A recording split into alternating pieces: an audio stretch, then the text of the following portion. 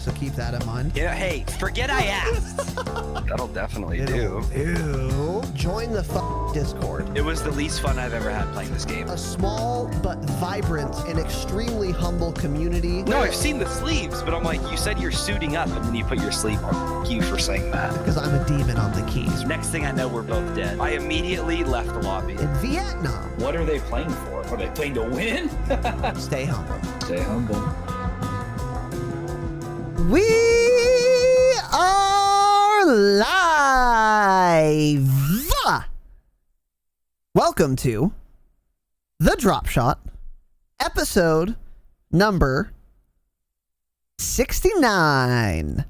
Episode number Dinner for Two, as my friend's uncle used to say when I was in like middle school. Uncle. Yes. Yikes. Yeah. Well, Yikes. I narrowly avoided that pool party. My name is Casey, also known as Razinon.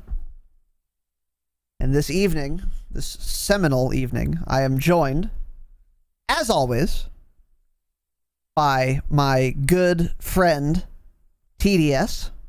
Tanner, say hello to everyone. What's going on, everybody?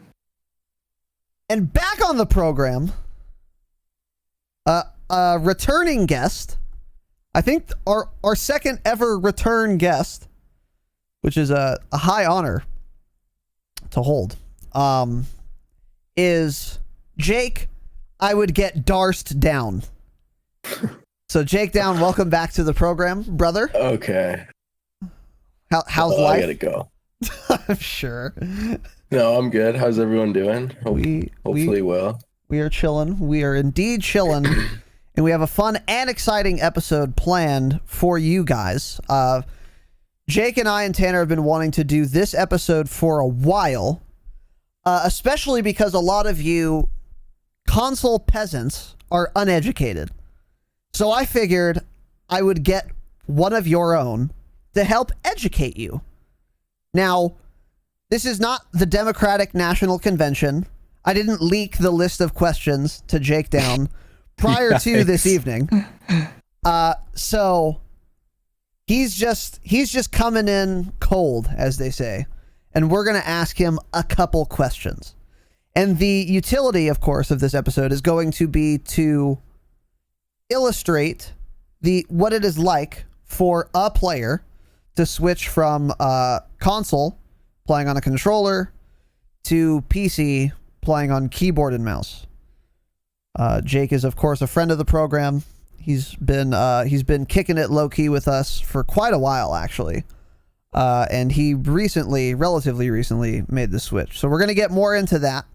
We'll dive in, get some details, but first, a couple announcements. Got a couple new patrons. A couple plus one, three. Few. Yeah, three of them. A few. A few. Which is better than one, which was the case last time. So good job. We've tripled our output here. So welcome new patrons, David J, Cody B, and Joseph H. Now you might be thinking, hey Raz, you just made up those names because they're all just generic names. Oh, they are. Oh, yeah. You might be thinking that. I didn't, though. I promise. Young white men. Well, anyways, David, Cody, Joseph, welcome on board. Patreon.com/the Dropshot. 4 bonus episodes per month, only $5. And there's some extra shit if you want more shit. Patreon.com/the Dropshot. So yeah, welcome, boys. We are, of course, joined again by JakeDown. The Damascus Hangout, also, by the way, was quite fun. I honestly, this might be a hot take, I like free-for-all better than the team games when we have the hangouts. Because sixes, I get too competitive and it makes me furious. And Tanner cheats and uses streaks even though we've banned streaks. And it's just a shit show. And it's also easier doing free-for-all because we don't have to drag people in channels. Oh, make sure you're fucking coalition, da-da-da-da-da. But nonetheless, it was actually quite fun. I had a good time. That was a very poppin' Damascus hangout, by the way. I feel like we had more people than ever. The free for alls are fun, but that comeback you guys had on Hard Hat pissed me the fuck off. I was actually mad. Dude, Yeah. It's because Jake was cold for like the first 5 minutes. Jake had like 6 kills in 5 minutes, Mm-hmm. and like Raz was doing really well. And then I think who else was on your team? Maybe it was Dreve. Somebody else was doing pretty well. And then like once Jake warmed up, dude, we were up actually. I think 120 to 20 or something like that. It was a lot. You guys had a pretty substantial lead. And then you guys started being actual cocksuckers and using fucking trophy systems. Like, really? Like, they actually had like 2 trophy systems down on every hard point. In a custom match, they were using trophy systems. Well, I know that was it. Raz's doing. I know it was Raz's doing. They Yeah, were all of course mine. it was. Both trophies were mine at the same You're such a time. How about dick. that? Because I cheat, just like you cheat. What was I gonna say? And once all the points went around once, I memorized where they're gonna go, so I was just pre-rotating every time. That's crazy. You memorized that? Damn. Yeah, well, I have a huge fucking brain, so. Yeah. Nonetheless, they were fun. Warzone after was absolutely not fun. We tried, but I just couldn't do it. And then we got off. But nonetheless, it was fun. So just wanted to throw that out there. I think that was more people than we've ever had. Am I bugging? Yeah, it seems like it gets more and more every week.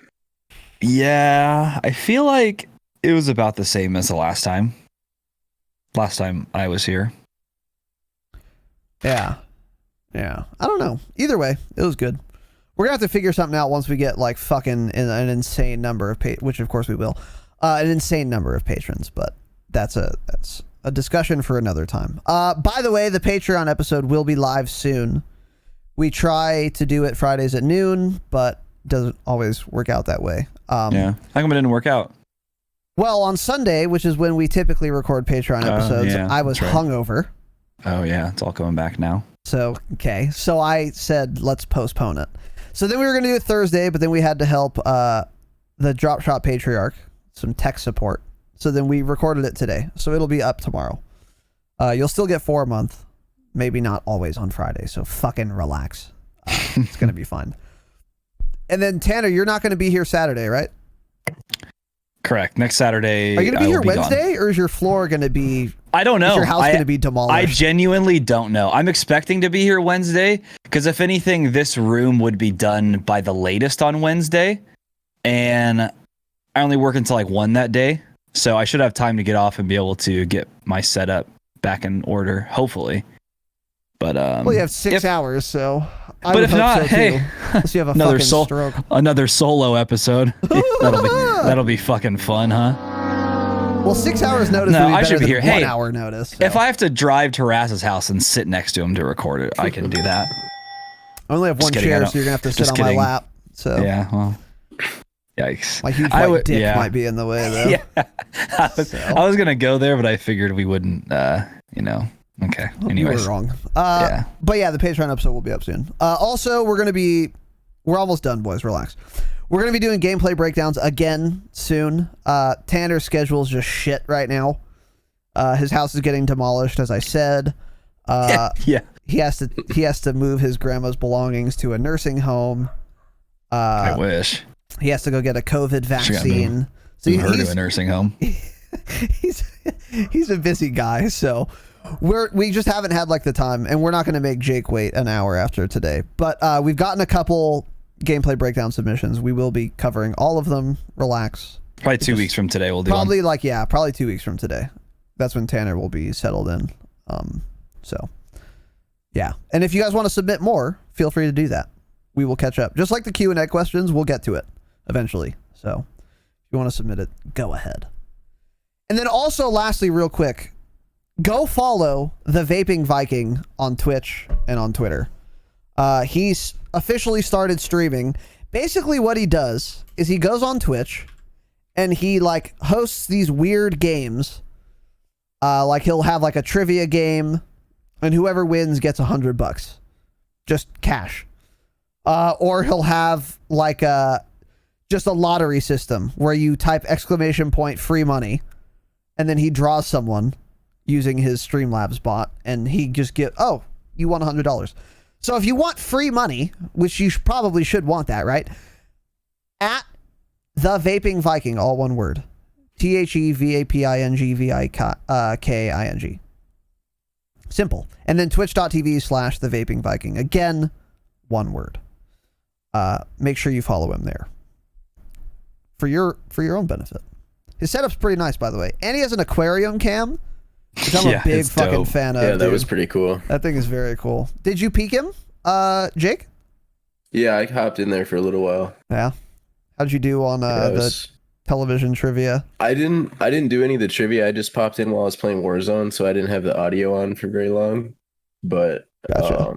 I saw like the aquarium and shit. It was pretty cool. She just came in to see the little mini sharks. Yeah. Oh, and by the way, Viking, let's never do trivia about TV shows again. Never. Damn. Never. Let's just not do that. These fucking That's a nerds good don't trivia watch topic. TV. No, it's not. Absolutely not. It's like, ooh, what fucking baseball team did the dickhead from Cheers play on before he started running the bar? That was an actual question. I don't know, dude. Watch Cheers- more TV. No, wrong. Cheers went off the air 30 years before we were born. Hold on. So Raz is getting mad because he didn't know the answers to these, and he likes to pretend that he knows everything, right? So because he didn't know the answers, he thinks it's dumb. Well- He's such a cocksucker. Well, TV is dumb. Fundamentally. Such a cocksucker. Especially actually. TV trivia about shows that were on in the fucking 80s. So let's change it, Viking. But nonetheless, it's a cool idea. And you guys should go follow him. So any other announcements, Tanner? Any offline activity to discuss? No, just got Pre-Shock's notification again for subbing to me. So Let's go. Pre-Shock. Thanks, Pre-Shock is Pre-Shock. in the chat, by the way. What's up, Pre-Shock? Yeah, Pre-Shock, stop sending me that notification. I don't know if you're doing that, but I keep getting it. So Well, yeah, get scammed. But yeah, what's up, Pre-Shock? And by the way, Clark Griswold for this very special episode with the 69 biddies for episode 69. Dinner for two. That might be the name of this episode. But nonetheless, if you were listening for the jingle, here it is.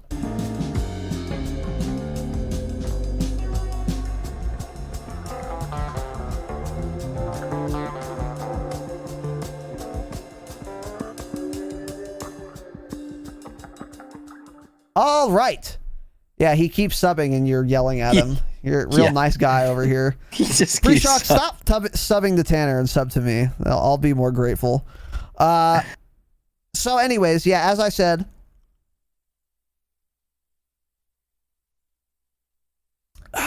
Jeez. sorry. We have JakeDown on the program. JakeDown filled in for me, 2-3 weeks ago or some shit? Yeah, something like that when you bailed on the pod because you don't care about it. Yeah, that time. Yeah, we'll go with that for sure. So JakeDown, welcome back. First thing I would like to say is I want to say you look great, but I can't see you, right? So let's buy some lights. Okay, bro. I think it looks good, dude. I like it. Crank this sucker up. Crank it. There we go, baby. Let's go. Oh shit, wrong button. Sorry. Too much. That's a little much. I think right about there. All we need to see is his PC case, anyways. The PC case does look cool. Yeah. But yeah, there we go. Yeah, perfect. Fantastic. You look great. Welcome back. There we go. So, JakeDown, the reason we're having him on, number one, cool dude. We run with him pretty often, lately especially. But number two, JakeDown recently went from being a console peasant to joining the PC Master Race. So I have quite a few questions, and the goal of today's episode is to kind of highlight the differences between console and PC on MDub and on like first-person shooters in general. And also, this will be good because you have a relatively fresh perspective on what it's like to use a controller on console, and also obviously on PC because that's where you're at now. So that'll be interesting. And I think not only can you just highlight what the differences are, but you can also be pretty instructive on whether it's worth it, what to do if you decide to do this, etc. But we'll get into it. So I'd like to start here. Give us some background. How old are you? 22. 22. Okay. So what was your first Call of Duty game that you ever played? First Call of Duty game, I think I played like the campaign on like the second one, but on online multiplayer, COD 4 is where I first started playing. Damn. Let's fucking go. COD 4 Master Race, dude. You were a boy when that came out. How old were you? Like 10? Yeah, I had to be like 9 or 10. Actually, like 9 or 10, huh? Yeah. Wow. Mhm. I was probably nuking his lobbies, but yeah. Keep that in mind for sure. Okay, so COD 2 campaign, that's super fucking old. That's actually shocking. And then COD 4 for multiplayer. Okay. So since what console was this on? I played originally like COD 4 and World at War was on Xbox, and then the 360, or I mean the 360, when I got Modern Warfare 2, I had a PS3 and I played that on PS3 for a long time. Gotcha. But then I went back to Xbox. Was your most recent console an Xbox? Yeah, I had the Xbox One. Interesting. How come you switched back to Xbox? Did you like it better, or was it just happenstance? I don't know. I just always, it's not that I disliked PlayStation. I just always preferred like the way Xbox had its shit set up. Interesting. Okay. I was an People that Xbox guy argue- myself.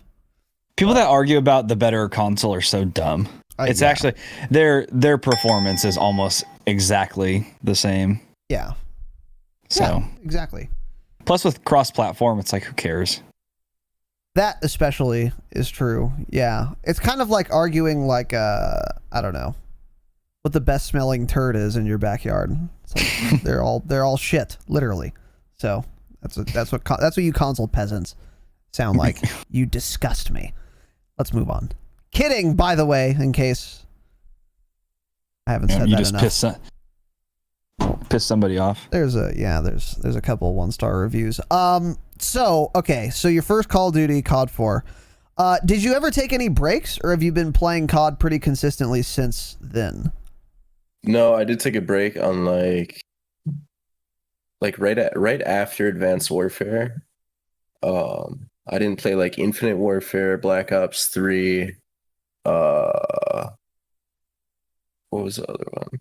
Ghost? I thought there was another one. Ghost. I played Ghost for a little bit. That was like right before I stopped too. But yeah, in between like Advanced Warfare and pretty much Black Ops 4, I got into a little bit, but not really. That's kind of right when I started getting back into gaming. Oh, wow. I kind of went away from gaming for a few years. Oh, interesting. So, wait. So you played like a little bit of BO4 toward the end, and then Modern Warfare, basically. Yeah. Okay. Yep. Interesting. Okay, for sure. What was your favorite Call of Duty? Oh, dude, it's so hard to say. As far as like best memories of all time, probably Modern Warfare 2. But like there's so like I feel like the stretch from Call of Duty 4, World at War, and Modern Warfare 2 is like the best. Those are my 3 favorite games for sure. Like that stretch was so fun for me. Yeah. Okay. I respect it. Okay. Interesting. So Xbox, PS3, and then Xbox 360. So when did you first go from being a casual boy to like taking gaming kind of seriously? Was this quite recent, or did you start like really paying attention, watching YouTube videos, shit like that? Like when did you get into the whole like, you kind of get what I'm saying. When did you transition from like a casual to like a sweat like you are now? Right. I mean, I always like it when it comes to Call of Duty, I was always pretty good. Like I always wanted to like look in to see like what was the best stuff, or like the YouTube videos for like what people were doing. But as far as like, I didn't really dive into it until I'd say probably this game, to where like I'm religiously like watching certain YouTubers and keeping up with all the metas and like everything. This is the one where I've taken it the most serious for sure. Okay. Yeah, you watch a ton of videos and always know everything about this game. I've noticed Before that. we do, usually. Yeah. He'll like tag me in the Discord, and that's how I'll like learn about some like JGod video or something. Yeah. Interesting. Okay. Yeah, except for that filters video. Don't ever tag me in that again. Yeah. That was sus. He's been unsubscribed. So when was your first nuke? Or nuke In this equivalent?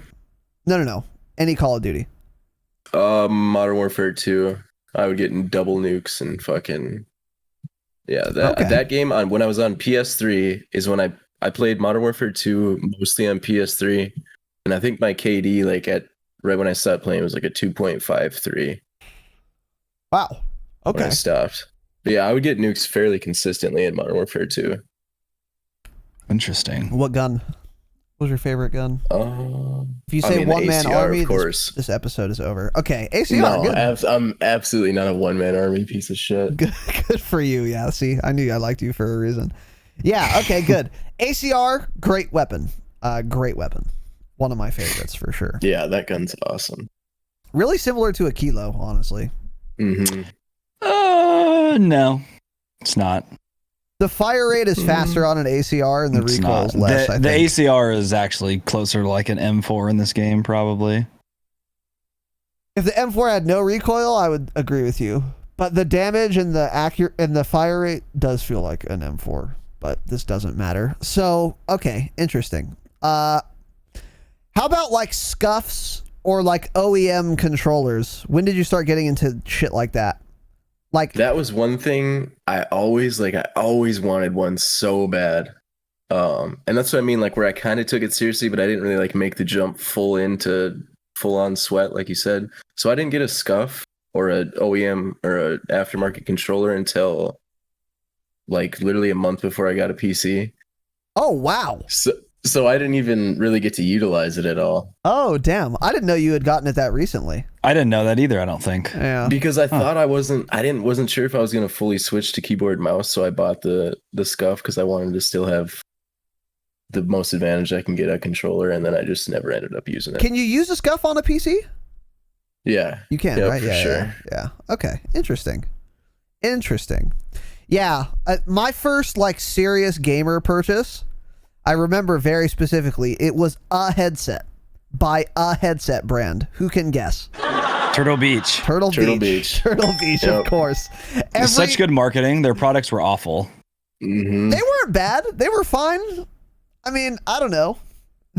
I liked them. It's like Astro, I think. I don't like Astro headsets either. Yeah. Their marketing was very good too, though. Like I would go to Best Buy and dude, everything is Turtle Beach there, bro. Yep. And they have like the cool looking like gamer boxes and all that Dude. shit. And they have like the like certified for Xbox like sticker that's Yep. like holographic like a fucking Charizard Pokemon card. Dude, Casey, do you remember back in high school, like when somebody would talk about another console COD player that was good, they'd be like, yeah, dude, he's really good. He's got like Turtle Beaches and everything. That's what it always is like, oh yeah, he's got Turtle Beaches. Yes, dude. That's Oh my so God. funny. True. It was like this. It's like the first sign that you're like a try-hard little sweat lord. Yep. Yeah. Had to get the Turtle Beaches. Had to It's get funny the because Turtle back when I Beaches. played console, because I played it so rarely, I just use like I just use my TV sound. I didn't even use a headset when I played like Call of Duty and shit. Or I would just throw on the cheap little headset that came with Yup, the Xbox just yup. to talk to my friends. Yup. I The never had one- one of those nice headsets for a console. The speaker on one ear. Yes, Oh yeah, my dude. It fucking The like pokes your telemarketer brain on the other yeah, side. dude. The telemarketer headset. That thing was such a Oh, it's the yikes, dude. worst. No, what's so funny is I found the one for my Xbox One today as I was clearing out this drawer. I found it. I was Oh, like, oh really? my God, what is this? I That's took it and I funny. threw it straight in the trash. Yeah. Yeah, dude. I fucking remember that thing, dude. I remember that's why I wanted a Turtle Beach so bad because I was like, oh, it's so cool. It's a headset. So I can play like late and not like get in trouble for not being in bed because it's a school night. And like it has a mic on it too, which is so cool. And the mic is such good quality, which is fucking hilarious. But compared to the fucking telemarketer headset, the mic was better quality. Yeah. I remember that Turtle Beach very fondly, but yeah. Yeah. So anyways, okay, interesting. So what made you want to swap from console to PC? Mainly just seeing like when I on this game, especially when I first started looking at like all the settings, like the field of view, like all that shit was stuff I had like that just completely went over my head. I didn't know any of I just thought it was the platform which you play on. I didn't think the game itself was any different. So like once I realized all the advantages you can get playing on a PC and all the different settings and the things you get more with it, I was like, oh, well, I'm kind of cheating myself if I don't get the full version of the game, you know? Yeah. I agree 1,000%. And you're an adult, a young adult, but you're an adult. So you knew, you're like, hey, I can buy an Xbox, so I can also buy a PC. Yeah. So that must have been pretty recently though, that revelation, right? Yeah. Just a couple months ago. Yeah. When you guys released the console as a piece or a computer episode, for real. Yes. Let's go, dude. Let's go.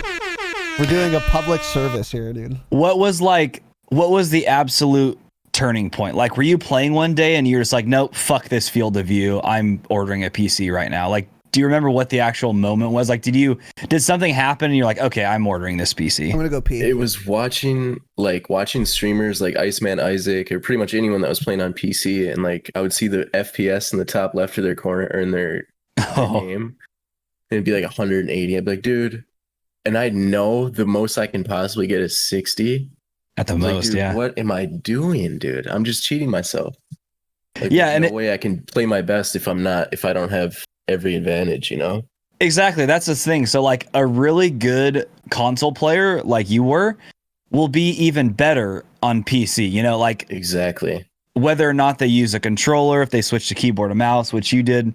But even if you're just swapping and you're still going to use a controller, at least for a while, you know, maybe you want to switch to keyboard and mouse later, but you're not going to get worse playing on PC. It's not possible. Exactly. It'll be weird for a short period of time with the field of view and like the movement seeming different, but dude, like you're going to be better. That's why I still don't understand how some of these big guys like Swag tried to switch to a PC and was like, no, I don't like it, and switched back. It's like, dude, what is wrong with you, dude? Like, do you not see like all your friends, like all the big streamers have swapped? Like, what are you doing, dude? That stuff pisses me off. It's like you are crazy. Yeah, I'm like, you are way too good to be playing on that field of view in 55 frames per second. Dude, it's funny when the other day when you were talking about like how you can't watch console people stream because of the field of view. Dude, once you said that, I think I was watching Swag and I was like, holy shit, his screen is so zoomed in. Yeah, that's what I'm saying. So noticeable now. And I love Swag. That's why I would love for him to play on PC. It would be so much better to view. Like I don't usually end up watching. I just like watch his videos because he's funny and things like that, and I like his dumb tweets that make me laugh. But like watching his actual live stream, it's like, bro, come on, you're too good for this. For real. The reason he switched back is because he was having like technical issues. Dude, this guy's got 1 million subs. Pay somebody to figure it out, bro. I 1,000% agree. Like, dude, you've got cash, bro. Come on. Yeah, he should have just bought a new computer and continued doing that until there were no problems. Fuck fixing it. He has so much money. Just buy one a new blue screen. Okay, new PC. Yeah, just throw it out the window. Yeah, for sure. Yeah, so that does piss me off. So, okay, Jake, interesting. When did you make the switch? When did you play your first game on PC? First game was like, I believe the end of August, like, yeah, in the like 25th or something like that of August, probably. Okay. It's around when I got my PC. So you've had about 5 weeks of PC gaming. Roughly. Yeah. Okay. So, what were you most excited about making the switch? Most excited about? Honestly, one of the biggest things as like I've gotten more into like Twitch and Discord and all these things is like it's so much easier to work all this shit and manage everything if you're on PC. Just like the ease of use and the optimization of everything for a PC is just so much better. You don't have to connect this to this. You don't have to have an adapter for your controller to connect to this fucking platform. It's like, no, it's everything works with the PC. Mm-hmm. Yeah, there's every controller you have works, all your mics, all your cameras, everything that you could possibly want to plug in works with the PC. So everything all around is just easier. Interesting.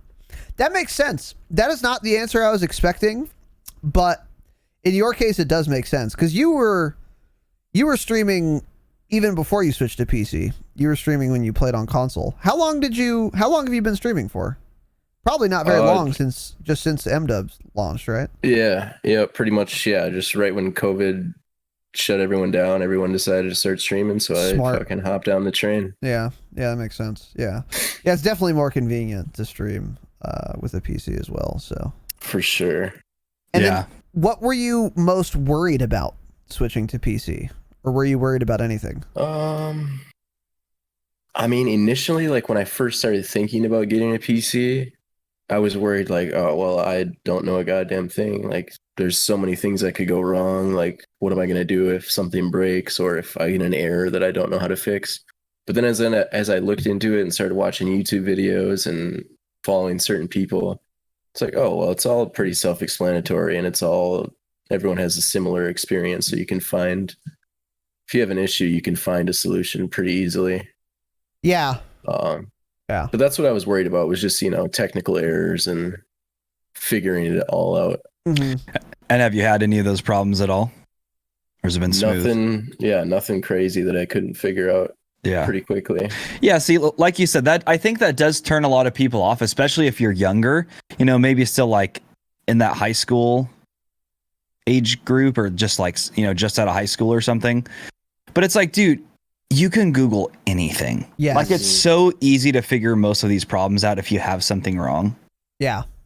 Yep. And then it's like once you start researching that stuff, you're like, oh, this computer stuff's kind of interesting. And that's what Raz and I talked about in the past. It's like it kind of leads to like an entire hobby on its own.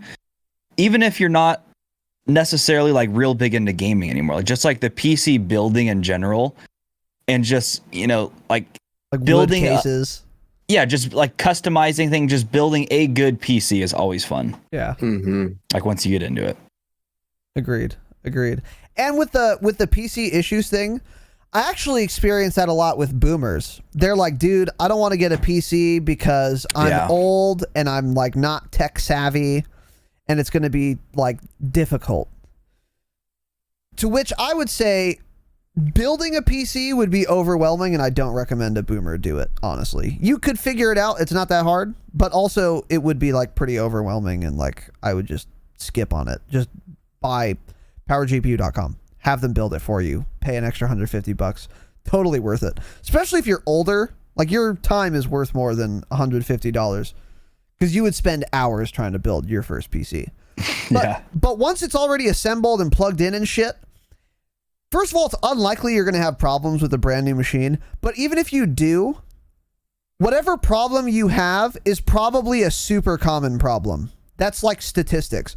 So then you Google it and it's like everyone's had this issue and like there's a million answers phrased a million different ways. So it's impossible for you to not understand what you're supposed to do. Yep. Like you just Google, my computer is like restarting or it's waking up from sleep mode when I don't want it to. I've had this happen recently. So I Googled stop computer from waking from sleep. And there's an article with fucking steps, pictures, videos, GIFs. And it's like, oh, okay, I fixed it in 2 seconds. Like everyone has had whatever problem you might have. It's really not as like crazy or like as big of a hurdle as you would expect it to be. So yeah, I think letting that turn you off is pretty dumb. And also what that ignores, hey, consoles break too. I fucking had one. I've gotten red rings of death. Any red ringers in the chat, dude? And the worst part is for a PC, if I get a blue screen, I'm allowed to fix it. But if your Xbox gets a red ring, well, you can't open it, or if you break the fucking seal, your warranty is void, and then fucking Bill Gates kicks down your door and sends you to the gulag. But with a PC, you're allowed to open your computer. You don't void any warranties, and it's like pretty easy to fix. And no one knows how to fix an Xbox. Oh, good luck resetting that fucking video card. Like it's you have to like actually solder shit if you want to like yes, repair console. Exactly. But honestly, I don't think anything really goes wrong with the new consoles. That was like just like a major Xbox error. I remember Is that they true? they had actual like console repair places back then, because that happened to mine, and I had to drive out to Chino Hills to the shop that like they sold some video games, and mostly what they did was repairs. I dropped off my Xbox and it cost like $100 and they fixed it. Mm-hmm. Yeah. Jake, is that true? Did your last console have many issues or not really? I mean, my latest Xbox had some issues because I dropped it on the concrete, but Oh, okay. Well, computers will have some issues that way too. yeah. I mean, nothing other than just being like slow. Nothing too major. Mm-hmm. Yeah. What PS4 is just like they say gets really loud, right? Because it gets why does it get so loud? People always talk about that. Does it get dust in it? I've seen that. People always talk about how Can you fucking open loud up their a PS4 console is. to dust it? Because I have to do that with my PC pretty often, or I should. I don't. It's because you leave it on the carpet. Well, I have them on risers now, but Yeah. yeah. But you can't. I don't think you can open a console and dust it, so it just gets Not old and very dusty. easily. Yeah, and then it's just like, okay, well, my PS4 is just dusty now. That's it. So, anyways, yeah. Okay, interesting. So, yeah. So you're worried that whatever you were most worried about, the technical shit, didn't turn out to really be a problem. I have a Not much question. of an issue. Go ahead, Darren. I have a question kind of about like the worry thing. Like, did you ever think like the price point for the PC was too high or like not going to be worth it? Because you spent a pretty penny on yours because you have a good build. Like, did you ever think it wasn't going to be worth it? Too. Yeah. Well, I thought because I had a few friends that like were telling me I should start streaming, and like I finally kind of dove into it and started learning about streaming, and considering like I'm not gonna try to brag, but I'm fairly decent at games. So like I figured why not start streaming. So I figured I want to be doing it at the best possible platform. So I wasn't too worried about like the price or anything. That didn't deter me, because I knew that I was going to be like a hardcore, not just a casual. Got to spend money to make money, right? Yeah, exactly. Amen, brother. Amen. Yeah, and on that note, we have JakeDown stats pulled up here. Multiplayer lifetime KD for this game, 2.05, which is very good, very high. Top 1.8%. So that's what is that? 98.2nd percentile. It's very high. Then Warzone, Mr. JakeDown, 2.7, which is the top 2.6%, which is also, again, very high. So decent is... That's crazy that a 2.7 is only top 2.6. That's exactly what I was thinking. It's that goes to show you how many top streamers like play this game and they're really, really good. Like, that's crazy that a 2.7 is just barely in the top 3%. That is weird. Well, there's a lot of hackers too that probably have like. Yeah, there we go. Didn't even think about that. That is such a good point. They're the entire top 1%, actually. Yeah. True. Yeah, good point. So I had to take a sip of my beer. So anyway, those are the stats. Sculpin IPA? Of course, it's a Ballast You should Point try. Sculpin. You should try another beer. Oh, okay. I'll try another beer right now. Another type of beer. So next question here: what did you expect PC to be like before you switched, and how did those expectations comport with the reality? So, like, what did you expect PC to be like versus what is it actually like now that you've played on it? Did your expectations align with the reality? Did they not align, and in what ways? So as far as like the actual like the performance and how it works, it was pretty much as I expected. Nothing too crazy. The one thing that I will say, like when I was first starting to get into it and like looking at PCs, and I was thinking about building my own, because I always heard about like building a PC before, but I always thought it was like you had to sit there and solder wires together and fucking code something up, and like I thought it was way more technical than it actually is. Yeah, so most people think in terms of Legos. that was another thing that was kind of deterring me at first, but then like I said, as I looked into it and watched videos, it's like, oh well, it's pretty simple actually. So that was different than I expected. But as far as like the actual performance and how it works, I mean, if you've used a computer before. It's nothing too crazy, you know? Yeah, that makes sense. That makes sense. Yeah, just real quick. Yeah, when people say building PC, that's kind of a misnomer. You don't build dick. You buy PC parts and then you plug things in, and every plug only fits in one other plug. So it's like actually quite difficult to fuck it up. You can't really plug something into the wrong thing because PC manufacturers know this. They know people will fuck things up. So they'll have like the graphics card PCIe 16 or whatever. Fucking, by the way, computer techs, Geek Squad malding listening to me right now. They're pissed. It only fits. They're malding. Mad and balding. They're malding. It only fits into like one slot on your motherboard. And then like, whatever, your fucking SATA drive, it only fits into the one SATA. Well, you have a bunch of SATA cords, but one type of cord that comes out of your like power supply, etc. So everything only plugs into one other thing, and there's no soldering required. Yeah, you just buy the parts, you plug the shit in, you screw it in, and then you're pretty much done. So yeah, there's no building is a misnomer. I thought the same thing when I first built mine. Granted, I was a boy. 8th grade, freshman year. I don't remember. It was a long time ago. But when I built mine, like I was nervous, but I like wanted to do it. And back then, YouTube wasn't what it is today.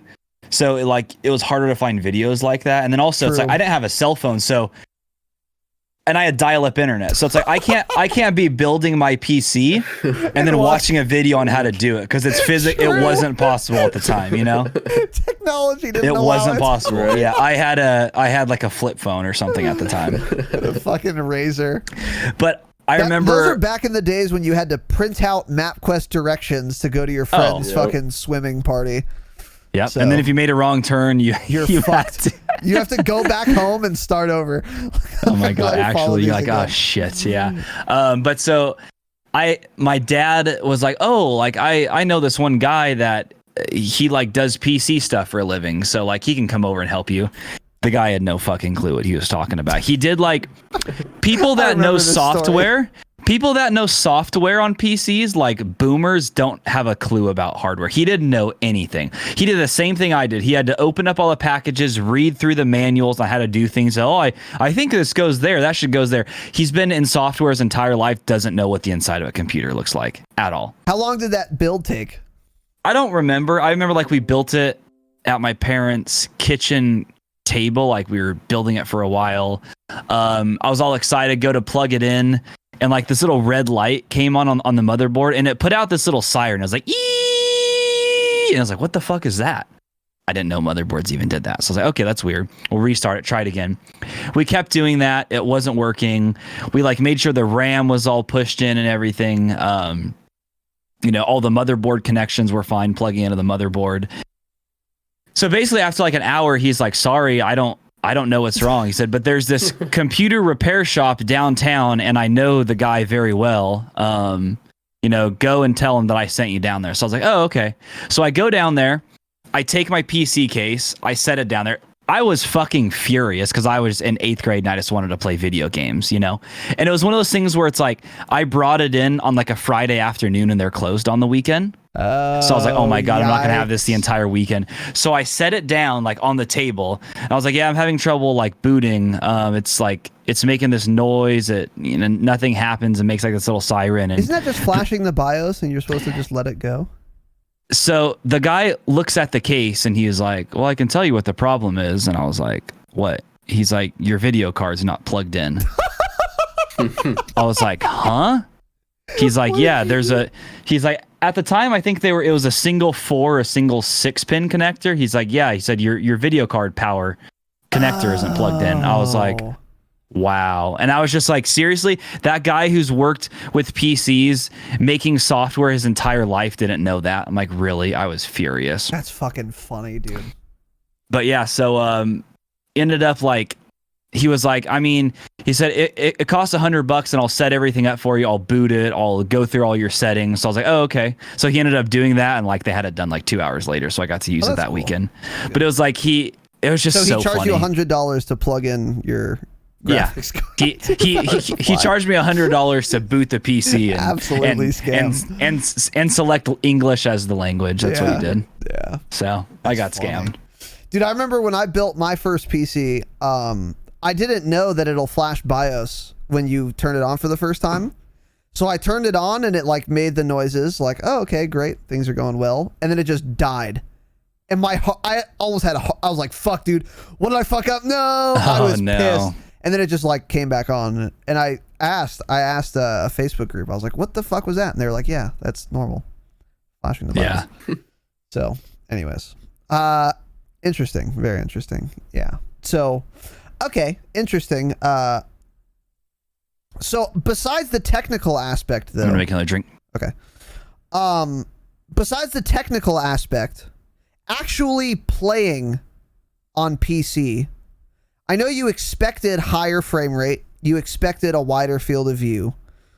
You expected higher refresh rate. Now, you knew those things intellectually. When you actually started playing, did it feel about how you would expect it to feel? Or how you did expect it to feel? Or did it feel like more different than you would expect it to have felt? So like I knew it was gonna be a lot different, but like once I actually played it, I was like, holy shit, this is a totally different game. Like it feels, the way the game feels, and like just the way when you look at it, the way it looks, everything, like it's so much different. It's so much different. Yeah. And like you can watch someone play on PC, but until you've experienced it with like the higher refresh rate and the higher field of view and the higher frames, like it's so hard to see like what it's actually doing for you until you experience it. Yeah. And one thing too, but big difference for sure. Yeah, for sure. And one thing too is like on Twitch, the only FPS that you can stream at is 60. Mm-hmm. So you can watch like Nate Gibson's stream and it says he's running 240 frames, which he is, but he's not streaming 240 frames. So you're seeing the wider field of view, but you're not seeing what he's seeing. You're only seeing it at 60 FPS. That's all you can stream at. Right. That's all that the bitrate allows for. So like, you really can't watch a video to understand what it feels, what it actually looks like to play at 240 FPS, because videos don't play at 240 FPS. They like, especially Twitch streams. I know that for certain. A Twitch stream is 60 FPS max. So you won't like be able to even tell what 240 FPS looks like unless you're literally there, you know, which is what most people don't think about. So yeah, right. that makes sense. I have a theory. When you first started playing PC, you were leading all of your shots too much. True or false? You mean on keyboard mouse? Yep. Like when I switched to that? Once you were on PC, yeah.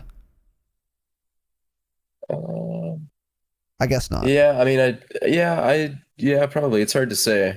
Yeah. I don't really remember now, but yeah, I mean, I definitely wasn't accurate. I know that much. The reason I say that is because the lower your FPS and the lower your like refresh rate, the more you have to lead people because you're getting updated information less often. Right. So something that'll happen a lot. I've actually watched like videos of people that go from like a 60 hertz monitor to a 240, and they're actually less accurate for like a week or two, because when you're playing on 60 hertz, you have to lead shots because the person isn't actually where you're seeing them. Right. So then they have to like get used to like recalibrate for the new refresh rate. So I thought that might have been the case. Yeah, that makes sense. Now that you say that, yeah, I get what you're saying. Yeah. For sure. Yeah. Yeah, that jump in refresh rate and frames per second. Oh my god, it's crazy. I mean, even now I'm used to playing on a 240 hertz monitor. Like even last night when we were playing, I think it was when we were playing the free for all match, I was just thinking like, oh my god, like this game just looks so smooth. Like the movement is so smooth, bro. You know? Mm-hmm. Yeah. Like, do you ever feel that way still, Casey? Even though we've been on 240 hertz since BO4. I hate this game so much that I can't appreciate anything. I could be getting my dick sucked playing this game and I wouldn't enjoy it. That's how bad it is. That's how bad this game is, actually. Life episode title right there. Maybe. I almost forget that life is worth living when I'm playing this game. Not only the experience of Call of Duty, like games, like I obviously forget that that it's possible for video games to be fun, but I also forget that life can have rewarding, fulfilling, enjoyable experiences attached to it. So no, I don't ever think that. But I understand what you're saying. But this game, it just ruins everything. So, but nonetheless, yeah. Interesting. So, Jake, next question here. Did you so when you switched to PC, was your plan to do controller plus PC for a while, or was your plan to immediately go KBAM, which is keyboard and mouse? We're going to say KBAM from now on. Or did you like have a plan to kind of like transition from controller on PC to keyboard and mouse on PC? Yeah, I definitely anticipated to play on controller for a while and then like kind of mess around with it and do like aim trainers and stuff to work my way into it. Mm-hmm. And then after about a week, I said, fuck it.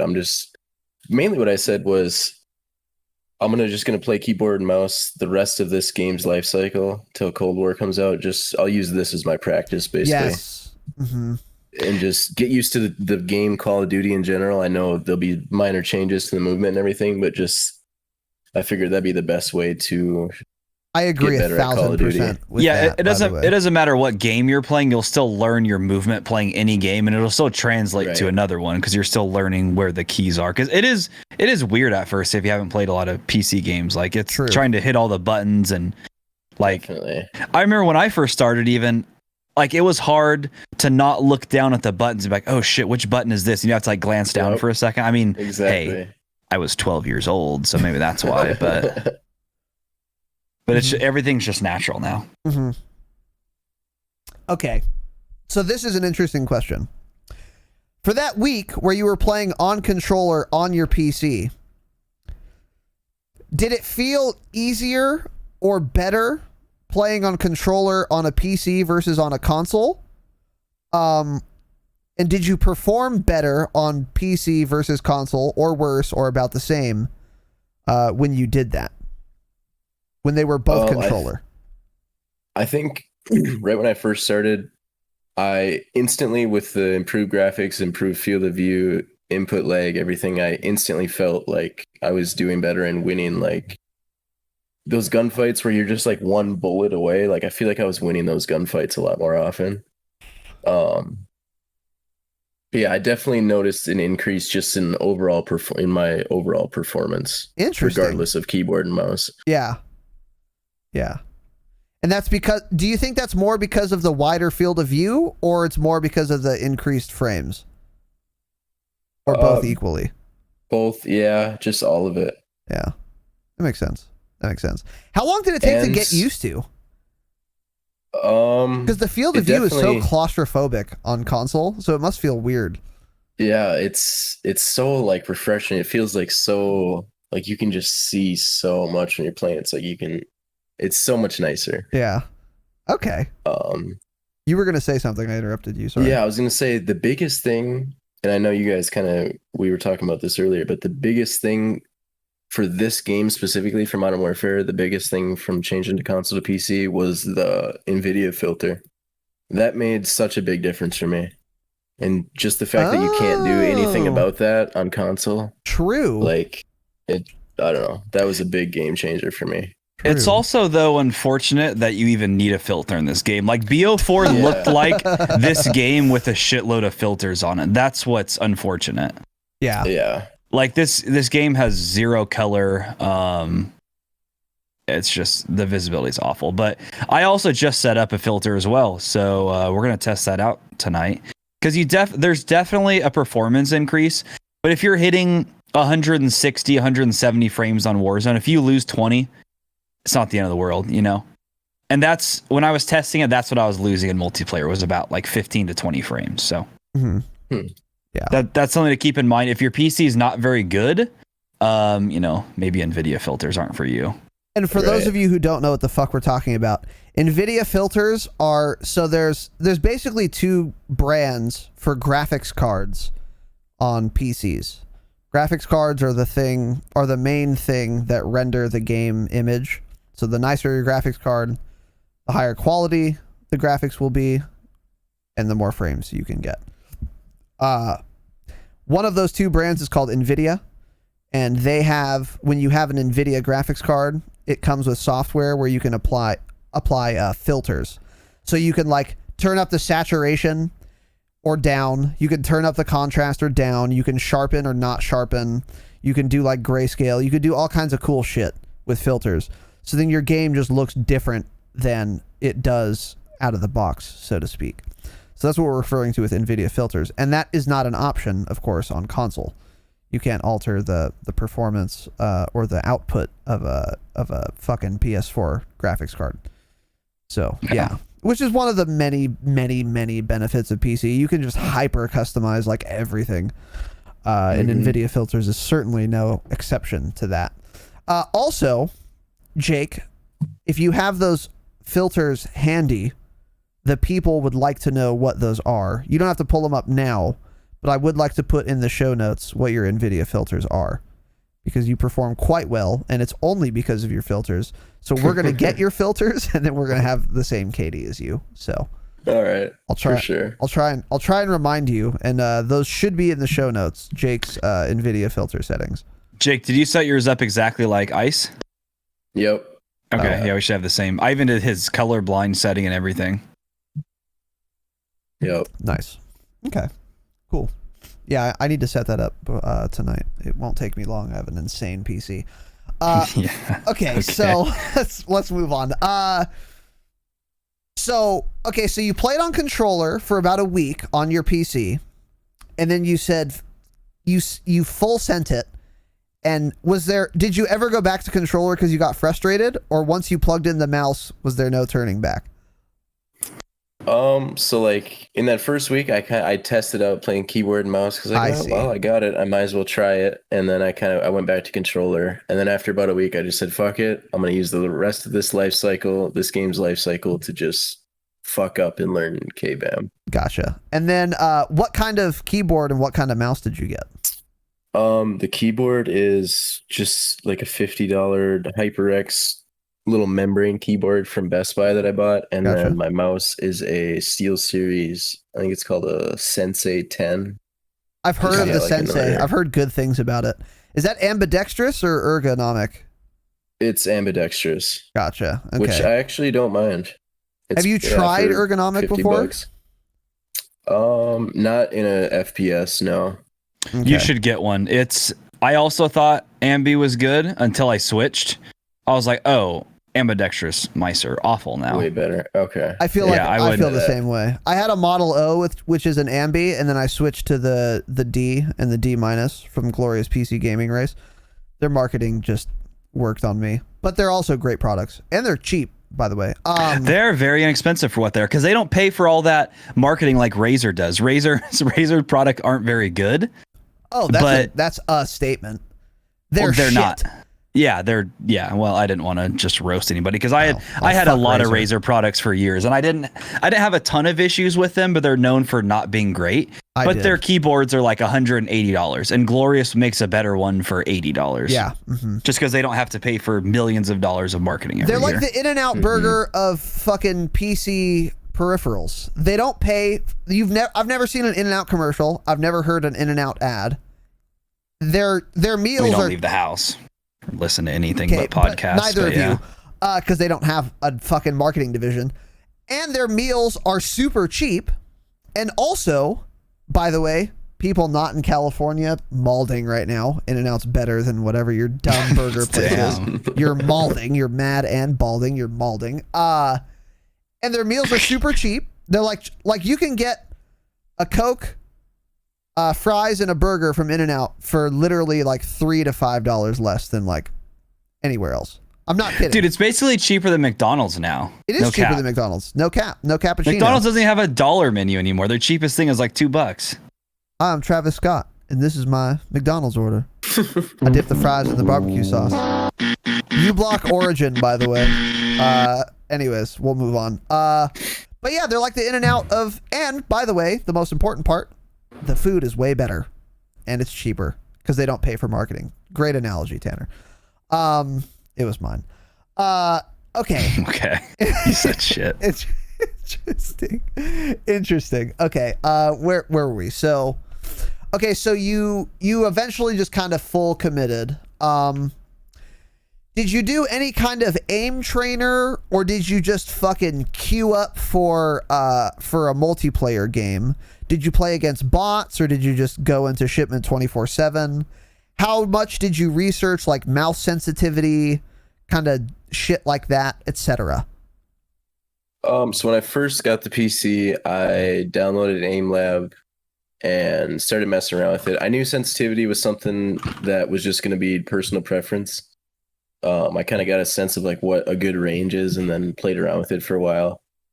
And I only did AimLab a few times until I decided to buy the full multiplayer for Modern Warfare again, which fucking despicable that I gave them more money, but they got you. Actually, gets fucking scammed. It's hyper scammed. Yeah. When I first started KBAM, I just went into multiplayer and did a custom lobby with like 7 bots. Put them on rookie difficulty and just got used to the movement. Got used to moving around the map, jumping, sliding, aiming, everything. Remembering your keybinds and shit, yeah. Yep, exactly. Using my equipment, throwing my grenades, learning how to do all that just so it, gets into your muscle memory. One thing I've heard from a lot of people, because the Dropshot of Call of Duty podcast, we're not only the hottest up-and-coming podcast in gaming, of course, but we're also incredibly influential. And we've had, since our seminal breakthrough award-winning podcast episode entitled The Console is a Computer, we've had a lot of console peasants join the PC master race. And all of them have said the hardest part is not aiming, it's fucking moving their character and using the keyboard. And I never would have guessed this. I didn't think anyone would have this. I didn't think anyone would think that's more difficult than aiming with a mouse. But even if someone was going to, I wouldn't think that's the most common complaint. But every single person in Discord has said the keyboard thing is harder than getting used to aiming. And I think you said you had the same experience, right? Yep, for sure. Very weird. Was aiming not that difficult, or was it just that aiming was difficult, but using the keyboard was more difficult? Yeah, it's just like when it comes to aiming with the mouse, it's pretty self-explanatory. You just put it to where the guy is and click the button. With the movement, it's like, okay, so to go left, I have to hit this button. To go right, I have to hit this button. Yeah. To go forward, I have to hit this button. To jump, I have to hit another button. To crouch, I have to hit another button. To melee, I have to hit another button. Like, there's just so much more to program into your brain to learn, that I think that's where people think it's harder. It does make sense, because the number of keybinds actually isn't the same. Because when you're on a controller, you don't have to think about WASD. Because you still have a keybind for melee, you still have a keybind for crouch, jump, and all that shit on controller. But you don't have one for move left, and then a different one for move right, which is interesting. And I will point out, I was watching Fizz_XI or XL, don't know what it is, look him up. He's a Call of Duty streamer. Very good. He says he's not an Asian male, but he's an Asian male. I've heard his voice. He has to be Asian. Nothing wrong with being Asian, by the way. He's just lying. I'm mad that he's denying that he's Asian, because he sounds like an Asian dude. Literally doesn't matter at all until he denied it, and it made me upset. Doesn't matter. But he was saying, he made this point that the only advantage that a controller has over KBAM is that you can actually move more precisely with a joystick. Because instead of 4 directions, you can move in 360 directions, which actually makes a lot of sense. And you can if you want to go straight, you can just press your joystick up, or you can press it a quarter of the way up, and then you're like kind of like walking or some shit slower, right? That's how it works, right? Mm-hmm. Yeah. That's just not an option on on a keyboard. You're either going forward or you're not going forward. There's no intermediary. And you can't do 360 degrees. So technically on keyboard, there's not 4 directions. There are 8. So you can press W. You can press W and A. You can press A and S and D and W. That's it. Yeah, it's not something you ever really think about. That's true. It's not. I know. I would have never thought of this, but Fizz made that point. And I was like, damn, he's right. You can move in more directions than just those 8, which is interesting. Yeah. Has that felt like a significant loss in your control, Jake? Not really. I don't think so. Yeah. Trying to think of any instances. No, I don't think that comes into. That's not very practical, I don't think. I agree. I don't think it's a huge deal, obviously, but it is something. But it's true. Yeah, it's interesting. For sure. But because the thing you can do on mouse, of course, is I can move my mouse in 360 degrees, which means effectively I can move in 360 degrees. The difference is I can't move backward diagonally at a 272 degree angle while looking in front of me. That's impossible on mouse. I can only do 90 or 270, I think. 90 plus, 90, 180, 180 minus 45, 135. But I can't do 140 degrees. It's impossible while looking forward. Anyways, it's just an interesting thing to think about. But I'm not terribly surprised that you don't miss it because it doesn't seem that important. Yeah. So you did a little bit of aim labs. How about Kovacs? I've downloaded it, but I don't think I've used it once. Like I looked at the Call of Duty playlist that you sent me, but I don't think I ever used them. Set it up, yeah. I do want to. I think it's something I want to get into. But I think if you want to if you just switch and you're trying to get everything down, I think like going into bots and using custom labs or private matches is probably the easiest way to learn specific movements. Yeah. Isn't Kovacs just aiming? That's what I was going to say. Right? Yeah. That's what I was going to say. Kovacs is, you can move. No one uses it that way. Everyone just uses it as like a raw aim tool. So that kind of makes sense. But yeah. So by the way, for you PC players listening, we have a playlist, a custom playlist for Kovacs. Kovacs is the industry standard aim trainer. It is a game on Steam. It's like $5. KOVAAK. It's like Kovacs 2.0, the meta. And it's like an aim trainer. So you put in your settings and they mirror your Call of Duty settings in this case. And then you can do like whatever their playlists are, or there's like custom community playlists. We have one that is specifically geared toward Call of Duty. I didn't invent it. Some fucking uber god invented it. And a lot of people use it. So if you want access to that, hit me up in Discord and I'll send it to you. I should probably just post that in the FAQ. I'll get that done. But if someone wants it, PM me. It's very good. Even if it's not going to make you better in the long run, I'm still undecided on whether or not that's true. It is absolutely effective as a warm-up exercise. So if you warm up with 20 minutes of Kovacs before you play this game, you will aim better, period. That's been my experience. And that's been the experience of everyone I've talked to who does that. They say, oh yeah, if I don't warm up at all, I do 80%. And if I do warm up, I do like 1,000%. So, yeah. So yeah, anyways, that's an aside. So what did you decide on for your mouse sense? Right now I'm rocking 1200 DPI, and then in Modern Warfare my game sense is 7, I think. And you said that's about 21 centimeters per 360? When I did that calculation, that's about what it came out to. Yeah. Yep. Yeah. Tanner doesn't know his sensitivity, which makes me mauled. I just click on heads, dude. It doesn't matter. Balding in front of you live on camera. YouTube.com/Razinon. Yeah. But anyway, yeah. 21 centimeters per 360 from all the Call of Duty people I've seen is like super standard for all of the really insane Call of Duty players. Some have lower, some have higher, but the vast majority, like the median, is easily 21 centimeters per 360. So I copied that recently as well. My DPI is 1600, but my in-game sense is 3.55. So we effectively have the same sense. But the reason I like higher DPI is so that my mouse is more sensitive on desktop when I'm looking at pornography. Yeah. So okay. So yeah, I can just snap to the next tab, dude. I'm surprised your parents don't have the websites banned. Well, okay. I pay the internet so you bill, can snap to the X button when your dad walks in. True. I'm doing comebacks before I beat off so I can fucking exit ASAP, dude. Dude, we need a clip posted in the Discord of you yelling at your mom when she was in the room. Or not yelling at her, but with the open mic. That was so funny. Oh, yeah. We need that clip uploaded mom. to YouTube. Yeah, I know. I don't think that VOD exists anymore. Yeah. Oh, my mom's funny. That's where I learned it from. She talks to me this way, dude.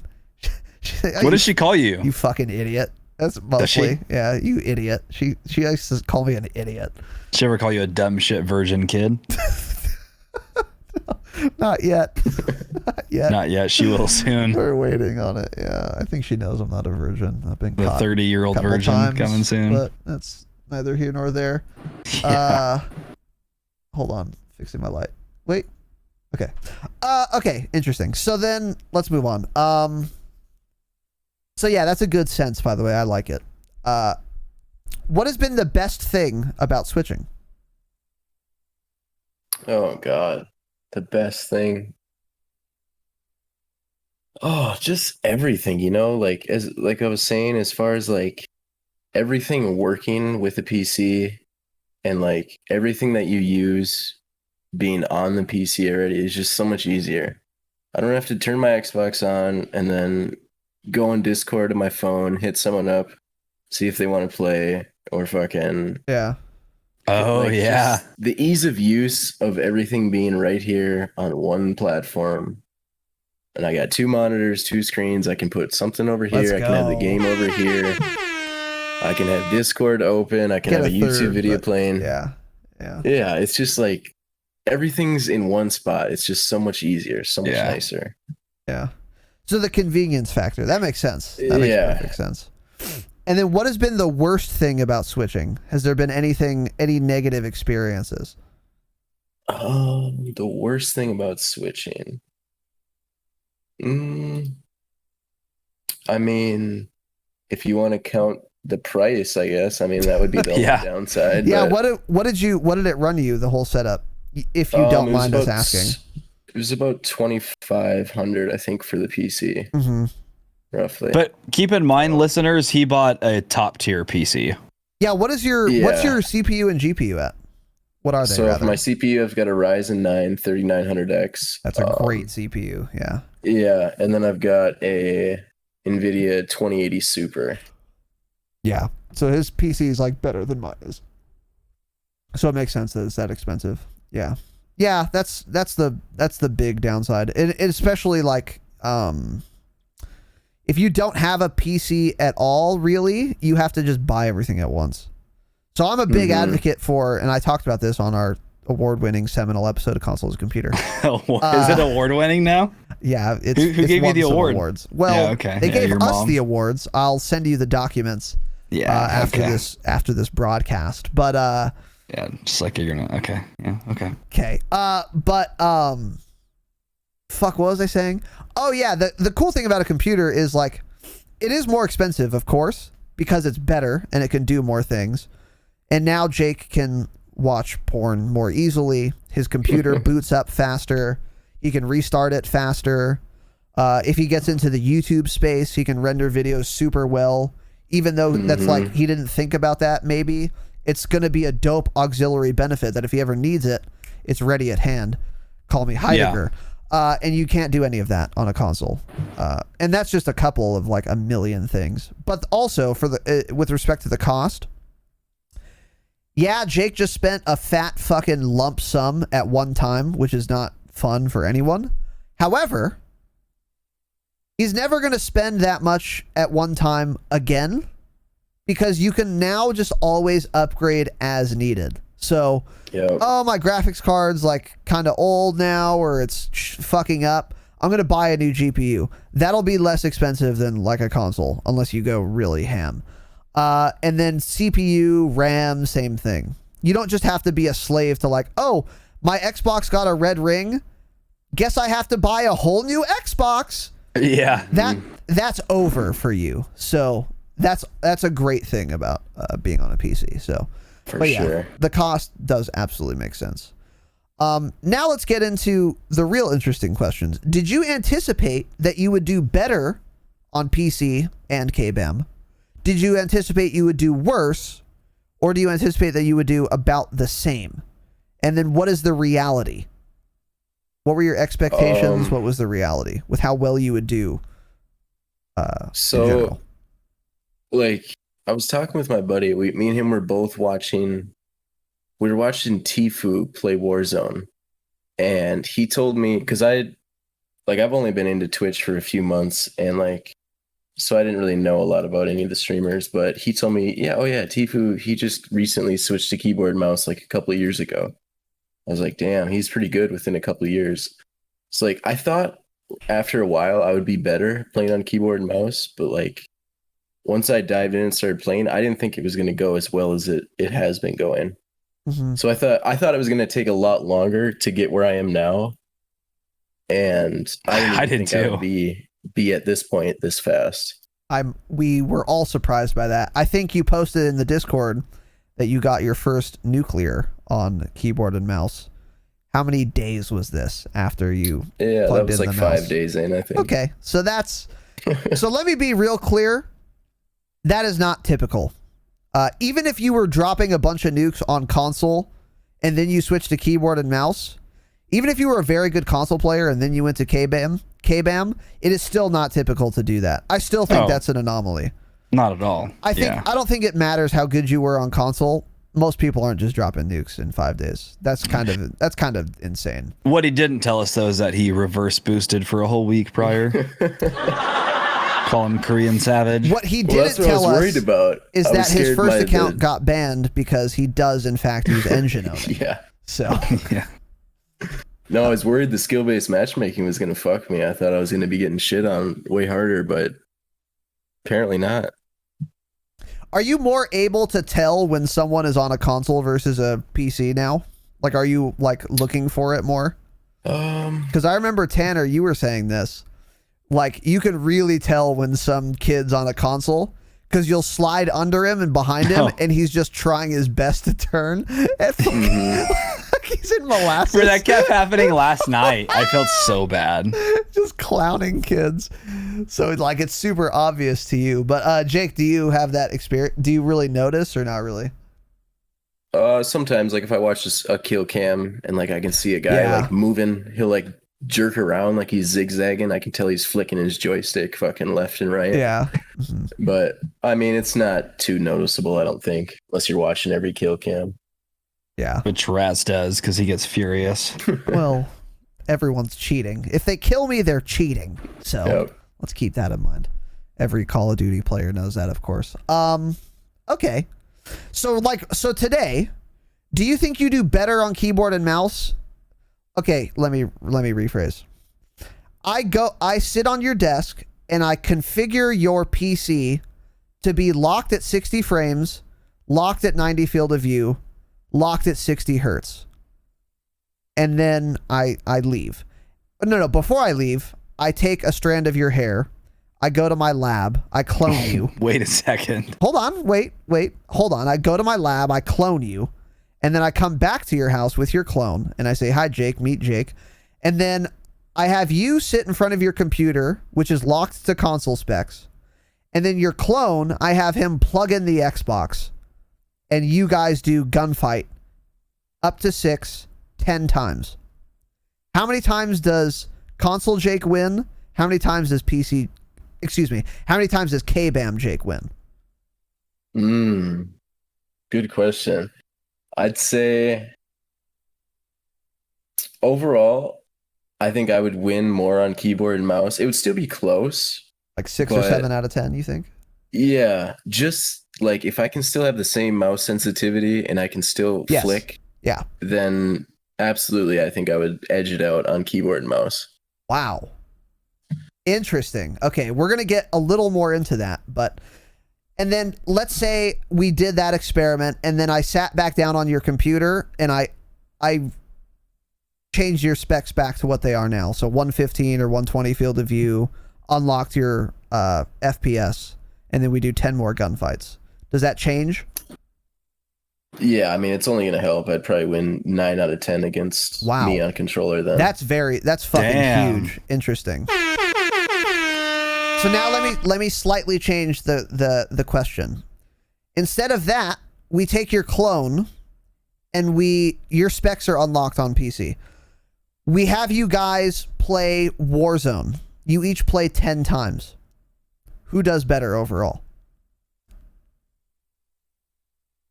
Wait, so it's the same. The PC's unlocked, you said, with all the PC is unlocked, yeah. So you got max frames, whatever field of view you want.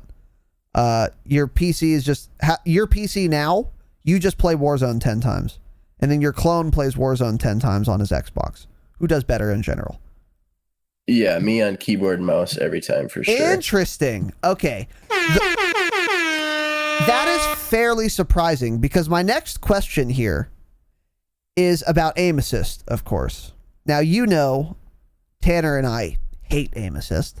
It makes us furious. It's necessary, though. But we understand consoles need it, exactly, and we do understand that it's necessary. So you're saying that you would prefer to play on keyboard and mouse, even in Warzone, where you don't have aim assist. You think the advantages of a PC are better than the advantages of aim assist? Yeah, I'd say, well, again, if you're playing on a regular controller and not a scuff, then 100% keyboard's better because you can't jump shot. I think that's such a huge part. If you're playing on a regular Xbox controller, to jump, unless you have some weird button layout, to jump, you have to move your thumb off your aiming stick to hit A to jump. Okay. Me on keyboard and mouse, I can be aiming at your body, jumping and shooting you at the same time. True. And unless you have a scuff, you just simply can't do that on a controller. You're just going to be hip firing while you're jumping, basically. Let's say you do have a scuff, though.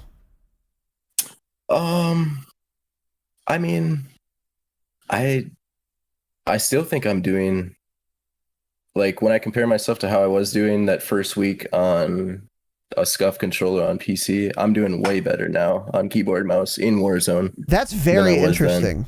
Honestly, I expected... Of course, I think everyone knows now. The core of this question is, how good is aim assist? And what I'm hearing from you, which I'm surprised about, is aim assist is noticeable, but it's not like huge in your experience. No, like, how much do you miss it? I don't ever find myself thinking, oh man, if I had aim assist right there, I would have won that gunfight. Okay, interesting. I think that can come down to, like, I think some people could notice it if they have like a slower play style. If you tend to sit up and like watch out more, like watch out windows or hold high ground more. But I'm so aggressive, I just push everything. So everything for me is usually pretty close quarters. Even in Warzone, I don't want to take shots at someone from 150 meters out. Yeah, that's what that actually does explain a lot. That actually does explain get to them and start shooting them first. Yeah. That's what I was about to ask. Yeah. That's what I was about to ask, is if you ever miss it on Warzone, but I guess you pretty much answered that. And you do rush a lot. We noticed that last time we were playing with you. Like, you're in the car, you hear people shooting, you drive the car directly towards them, jump out, and just slay them out. Which we get back in the car and keep moving again. Yes. Yeah, we stand that here on the Dropshot. Well, he has game sense, which we lack. Oh, absolutely. So, in Warzone anyway. So, okay, this is interesting, but I kind of like this. And this is what some people in Discord, I was talking about this with them. What annoys me about aim assist is not that having aim assist makes you a god, but aim assist is like a skill ceiling, a skill floor that is raised real fucking high on console. And there's no such skill floor on PC. If I miss my shots on PC, I'm dead. If I'm shit on PC, I'm not hitting any shots ever. But if I'm a dog shit console player, if I just get in the neighborhood, aim assist is going to help me a lot. It's not going to do everything. But the point is, aim assist helps the average controller player quite a bit. And the average K-BAM player does not have access to that assistance. So it is annoying when someone is not very good, but they're on a controller and they're good enough to not have a heart attack, and then they can get their reticle on me and then let aim assist basically do the rest. Now, people on Discord were confusing this with saying, I think aim assist is like going to make you like fucking Symphony or something. No. It's just that it helps average players a lot when they're on controller, and it fucks over an average PC K-BAM player because obviously they don't have aim assist. So in your case, when you're saying you don't miss aim assist that much, that kind of makes sense, and it's not terribly surprising now that I've heard you say it, because you're not an average player. You weren't an average controller player, and you're not an average keyboard and mouse player. So the benefit that you would get from aim assist is less than the benefit an average player would get, because you can aim anyway. Yeah. Right. So, Yep. so yeah, I just wanted to illustrate that point about aim assist. It's much more impactful for average players than it is for good players, irrespective of what platform they're playing on. Mm-hmm. So that is interesting, though, that you didn't really notice it at all. That's very interesting. Next question here. Is PC more advantageous in certain playlists or with certain guns, or do you find it to be more advantageous in all playlists and with all guns? So, for example, I could envision that it is possible that you would prefer to be on a controller if you're like trying to snipe, because aim assist helps you. Aim assist is better at like really long range, and it's like super juicy to have that little tug when you're sniping because people are far away. Whereas like if you're using an SMG, I find it almost inconceivable that you would prefer to be on controller, because you're so close to people. I don't need aim assist. I need to move my reticle as fast as fucking possible, in which case I want K-BAM. So do you find that like you would prefer a controller with aim assist in any circumstance, like using any gun or playing any playlist? Does my question make sense? Yeah, I get what you're saying.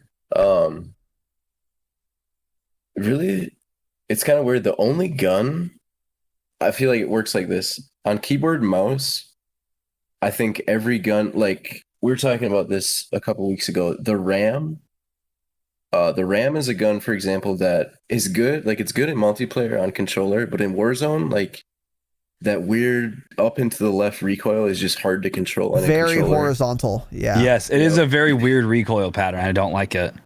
That gun on keyboard and mouse is so much better in Warzone. Dude, it's just so much easier. You know, so much easier to control. It's just all around better. And there's not really any guns that I feel go the other way where it feels better on controller, except maybe, I think this is just my own personal issue with it. For some reason, I cannot hit a goddamn thing with the car in Warzone. I don't know what it is. You know what? I bet you I know what that is. What's that? Your new refresh rate. You're probably leading too much because you're still not used to the higher refresh rate. Yeah. You remember what I was saying earlier? Yeah. I think it's possible. Yeah. But maybe it's weird. It's like other HDR I can hit fine. That new R700, I don't have any problem. I mean, it's hit scan, obviously. Yeah, but, nobody misses with that thing. Yeah. But overall, I feel like a lot of the guns are like more fun to use actually on keyboard and mouse. For I don't sure. know if that makes sense, but like, I think it's just more fun in general. Yeah, in general, it's just more fun. But there's not really too many situations where I find myself wishing I had aim assist. Yeah, I feel you. Interesting. Okay. That's not terribly surprising, but I thought I would ask just in case. Do you get more satisfaction when you get a nice feed on K-BAM versus controller? Because this is something Tanner and I talk about a lot, where we're like, dude, Like when I hit like a nasty fucking 180 and just dunk on some kid, it's so much more gratifying because I controlled the whole interaction than it would be on controller. But we haven't played controller in a long time, so do you feel the same way? 1000%. 1000%. Like when you guys used to talk about it, I was like, dude, it's not really that much different. It's like, whatever, man. It's just, you're just moving your arm. But like, dude, once you experience it, like you get a quad feed or like you said, you snap on someone, you cannot replicate it on a controller. Just the feeling of your wrist flicking and you just snapping the button down and just fucking firing right at his head. That's so much more satisfying on keyboard and mouse. Yeah. That's funny. So that surprised you then? Yeah, that's what I was saying a few weeks ago. Like, I knew the experience of the game was going to be like the performance was going to be better, but I didn't think my personal enjoyment of playing on keyboard and mouse was going to be this much more fun. Yep. That makes so much sense. That makes so much, because how could you know? Right. Yeah. Yeah. Wow, that's interesting. I like it though. I'm not surprised, but I like it. Yeah, for sure. For sure. It's so satisfying. Honest, like, yeah, it's way better. Like getting like a nasty snipe. Like I don't care what you hit on controller. Like it comes down to you did that. So here's your dumb fucking thumb, right? You did so toxic. That, and then you let it go and you shot. Yeah. Meanwhile, I'm over here with my fucking hand going, just fucking slamming it, slamming it against the wall, clicking, and I'm hitting that snap. And that's just more exciting, Yeah. For sure, 100%. For sure. Yeah. Yeah, that was something like, because I remember, Tanner, you were the first one to say this, like it's more satisfying to use a PC or a keyboard and mouse. And I was like, absolutely. Like, I totally agree with that. But I don't remember the feeling of getting a cool like feed on console because it's been so long for me. So even though I didn't remember the feeling, I was still like, this is probably true. So it's nice that Jake is here to confirm that. Like on a controller, it just feels like you're kind of just like numb, like you're just kind of doing it. It feels so much more tactile when you're doing it on keyboard and mouse. Like you're like, oh, I did that exact movement. You get so much more feedback. Yep. Mm-hmm. Yeah, true. Oh, speaking of feedback, did you use vibrate on your controller? No. Okay. No, certainly not. I was gonna ask if you missed it, but I feel like every good player on console doesn't use vibrate. Yeah, that's not necessary. Yeah, it actually just fucks you up. But it's weird because when I play like single player games, at least when my batteries get low and like vibration turns off, I can't stand it and I have to go change the batteries. But that's for like single player games like Red Dead Redemption and shit. And it's because I didn't realize until like last couple of years that players usually turn vibration off. Like when I was a console peasant, I always just left it on when I played everything.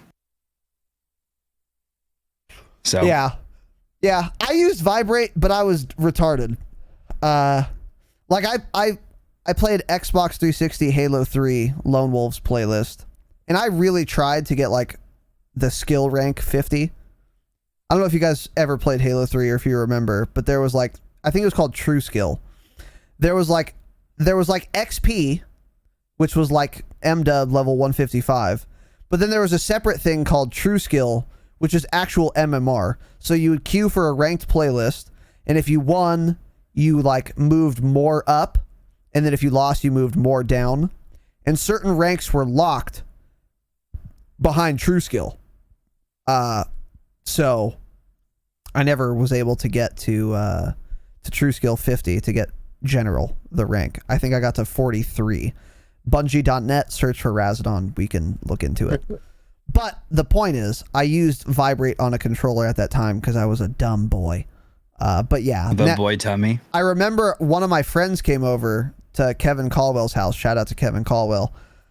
He was just the pad, dude. He lived right by high school. He had like the cool mom that would like let us drink as long as we didn't drive. She was great. She was fantastic. Fucking Mama Caldwell. Shout out. Anyways, we had one guy come over and he turned off vibrate on the controller, and I thought it was so weird. I was like, you're so dumb. By the way, exactly. By the way, he was way better than me. So he was onto something. So anyway, but yet you still probably argued with him about it, even though he was way better than you, and you tried to argue that vibration was better, right? I don't know if I did. You probably did. Let's put it this way: I probably did. Yeah, probably. I don't remember, but I would be surprised if I didn't. So, wrapping it up here. 2 more questions, Jake. Would you recommend switching from console to PC? 100,000%. If you are into gaming, if you need a computer for anything, if you like watching sports and playing games at the same time, anything. If you like doing anything that has to do with electronics, get a goddamn PC. Like, it's so much easier, it's so much better, it's so much more convenient, it's faster, it's optimized for all the shit that you want. It's just like, now if you're a casual and you play 5 hours a week, maybe, then it maybe not for you if you've got kids and you don't really need a computer for much else. Yeah, exactly. But I agree. You know, if you're into gaming like at all, and you spend more than, a few hours a week, then I think it's definitely worth the investment. Yep. I agree with all of that. Some people are so casual that I actually wouldn't recommend they get a PC. Right. But my argument has always been like, if you get a really nice PC, it's not like you only use it. It's not like you're buying a really nice console. Like, you can use PCs for a bunch of shit. So having a good machine that you will game on, that's optimized for gaming. If you get a really good gaming PC, it can also do everything else a PC can do way fucking better. Right. So if you're like, whatever, if you're on a computer often, it's not worth $2,000 to have an insanely fast boot time, but it's nice. It's nice. You should it's worth spending the $2,000 for a good gaming rig, but you can also enjoy those like auxiliary benefits. So I agree with you 1,000% there.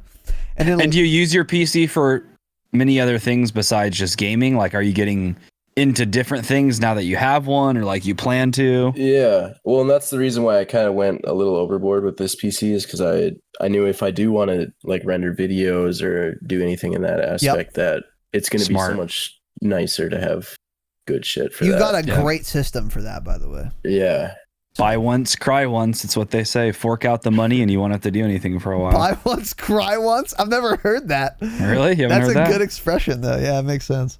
Yeah. That's because that's what I always do wrong, is I buy shit things. Then I'm like, oh, I should have just bought the Shure SM7B from the start, things like that. Yep. Or the Go XLR full size, so you had a better soundboard. Yeah, well, I told you. And then last question here, Jake. What advice do you have for a console peasant who is thinking about switching to a PC, or who has just switched to a PC? So I'd say if you've been thinking about getting a PC, or you've been hearing about it, I'd say go on YouTube, watch, Jay's 2 cents, Linus Tech Tips, look up PC gaming and just watch the general videos that come up, see what it's about, see the performance tests that they do, see how much better it is, kind of learn about it somewhat, and then if it looks like something you want and it's, then dive into it. And then if you just switched, I'd say, just same thing, keep watching. Like, videos, YouTube is, we all know it's the best resource on earth. Like, there's nothing you can't learn on YouTube. YouTube.com/Razinon. Sorry. But yeah, it's just like everything you can learn, we want to learn about it, is right there on YouTube. And everything is pretty self-explanatory anyways. So there's really no reason not to, if you're, a hardcore gamer, or you want your games to be better performance, better overall. Yeah. Yep. Agreed 1,000%. And another reason I like what's it called? Evangelize. Read a book. So hard about switching to PC on this podcast specifically is the reality is most of you listening to this play this game a lot. You don't look for a Call of Duty podcast because you play 2 hours a fucking week. It's just not. That's fake news. Like if you're so into Call of Duty that you opened Spotify and typed in, "Hey, I'm at work and I'm addicted to Call of Duty and I want even more, even when I can't play. So I want to listen to a podcast." If you're that hardcore, you should fucking get a PC.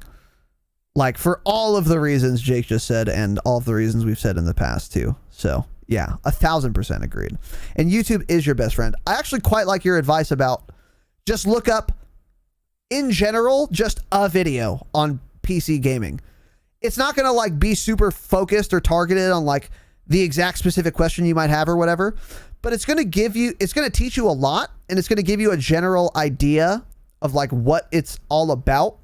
And if you watch like 3 of those videos, you're going to get a general sense for like what's going on here, because they're going to say the word GPU 8 times, and then you're going to like know what that is. And then you're like, okay, cool, I know what GPUs are now. And then like, you know, shit like that. So that's a great piece of advice. Just get general. Just kind of like get balls deep in the field. Go ahead, Tanner. Yeah, just start learning literally anything, and then you'll be like, oh, this is interesting, and then you'll start researching more. And you'll be able to connect the dots very easily. Once you get like a general picture, then you'll be like, okay, I understand all the broad points, but I need to understand this thing more specifically. And then you'll be able to like Google it, and you'll have enough knowledge to be able to Google it competently and then learn from whatever you Googled very quickly. Because you already have this kind of like broad overarching like, you know, knowledge base on like PC gaming. But exactly. Yeah. So agreed 1,000%. Any other, go ahead. I was just going to say, I feel like a lot of people, I mean, me personally, I didn't know. Like when I was young, I was like, oh, I walk by the game section, I'd see the fucking green Xbox and the blue PlayStation, and there's just the gray fucking black PC games. Just like, okay, well, who the fuck wants to play on a computer? Yeah, true. Yeah, so like I feel like because there's no like, you know, there's not one brand that makes PCs. People don't know because they don't market it as much. So like all I knew was like Alienware. That's all I knew as far as like gaming PCs.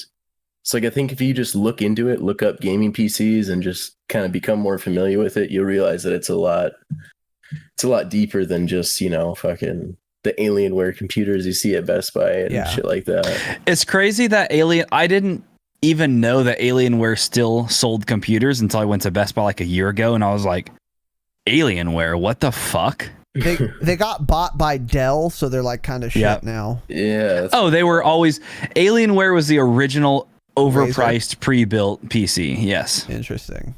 But it's like everyone talks shit on them, but everyone wanted one because their cases were like so unique and interesting. Yeah. That it's like everyone wanted one, but they talk shit on them. I was one of them. I never got one, but I wanted one. Same thing. Yeah.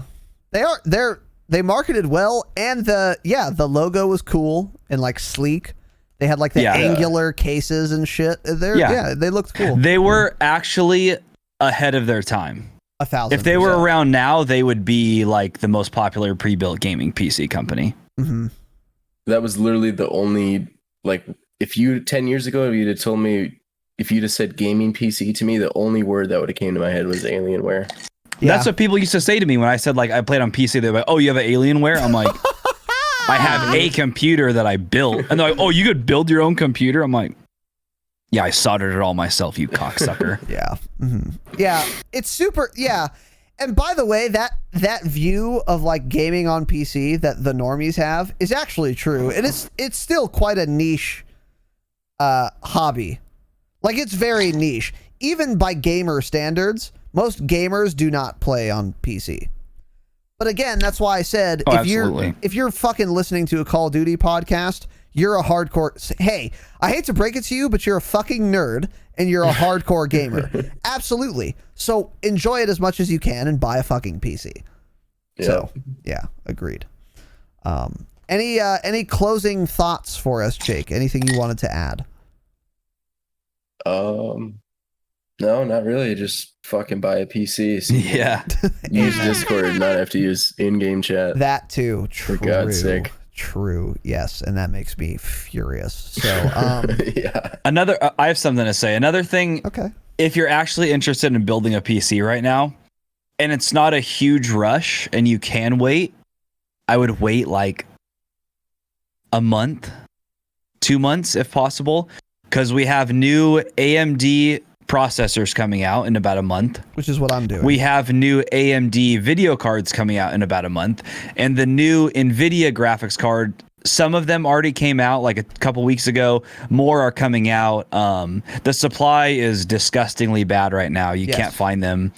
So in like 2 months, all the stock for the NVIDIA cards will be good, and everything else will just be coming out, and you can build a killer PC. It's only getting better. The prices on tech right now for PC parts are going down, and the performance is going up. It's a great time to buy right now.